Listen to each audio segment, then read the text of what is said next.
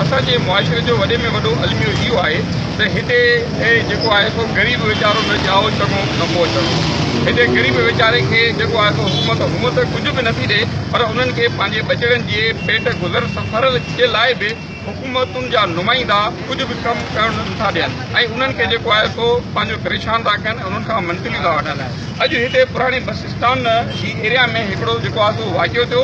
ही वीचारा हिते ग़रीब जेको पंहिंजे बचड़नि जी पेट गुज़र सफ़र जे लाइ जेको कारोबार करे रहिया हुआ, जेके हिते रेड़ियूं लॻाए करे जेको आहे सो पंहिंजे बचड़नि जे पेट गुज़र सफ़र जे लाइ जेको आहे सो 5 रुपया कमाए करे जेको आहे सो सिस्टम खे अॻिते हलाइनि था। त अॼु पुलिस वारा इंक्रोचमेंट वारा अची करे जेको आहे सो हिननि जा वट खणी विया आहिनि, हिननि खे जेको आहे सो माना परेशान करे विया आहिनि। चाहे तव्हां खां छा मसइलो आहे? जेको आहे असांजो मसइलो आहे सब्जी जी रेड़ी आहे मुंहिंजी, ये हाणे पीटी बि अंदरि आहे, जंहिंजा अञा अंदरि कयो कंदे मां अंदरि वेठो वेठो या चयो जेके तव्हां ज़ुल्फ़कार नालो अथसि सूबेदार आहे अब्बासी साहब, उहो आयो पुलिस खे हुकुम कई काटा खणो थियो, काटा खणी विया मुंहिंजो मुर्गी वारे जो मच्छी वारे दोस्तनि जो।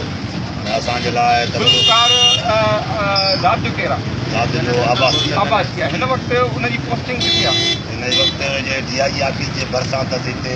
तव्हांखे छा चई त जेको आहे रेडियो पोइ ते हटायो, रेडियो पोइ ते हटायो, रेडियो त हटी वञे अञा छा हटायो। हिते जेको आहे सो घणनि पंहिंजो रेडियो वारनि खे हुन तंग कयो ऐं घणनि जा वट खणी वियो। बसि हाल फ़िलहाल त असांखे ॿिन्हिनि खे तंग करे वियो आहे, असांखे मुर्गी वारे खे ख़बर न आहे। अच्छा सम्झे। ऐं हिते जेके ॿिया रेडियनि वारा किथा आहिनि उन्हनि ॾे न वियो? उन्हनि ॾे न वियो। अच्छा, हू आख़िर छा थो चाहे तव्हां खां? जेको आहे सो पैसा वठण पोइ चाहे बसि हाणे उहा त बकवाल ख़ुदा खे ख़बर, हाणे पैसा जे वठण लाइ न चाहे ॿियो कुझु चाहे, पर असां त हाणे मसवाड़ भरियूं था 5,000 रुपया दुकान जो मसवाड़ आहे। इहो पुलिस वारो तव्हांखे घणनि ॾींहंनि खां जेको आहे परेशान करे रहियो आहे? इहो अवल बि साईं पहिरियां हिते जॾहिं नओं हे रोड ठहे पियो बि हिते मुंहिंजूं रेड़ियूं, हिते मुंहिंजो सामान खणी वियो, उहो बि वञे थो अलाए इलाज करे मस वठी आहे, जेका बकरी मंझी ते बीठी उहा बि काहे में हलियो वियो।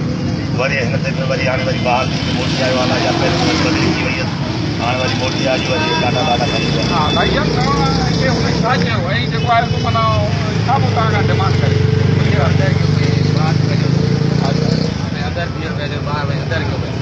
अच्छा, पोइ तव्हांजा वट वग़ैरह बि खणी विया? तव्हां ते हुन तशदुद बि कयो? सिर्फ़ु तव्हां ॿिनि दुकानदारनि खे हुन जेको आहे सो रेडी पर्सन खे माना हुन टारगेट कयो ऐं हिते हुन ॿिए कंहिंखे बि न चयो ऐं ॿियो कंहिंखे बि हुन तंग कयो हिते? अच्छा, महिरबानी।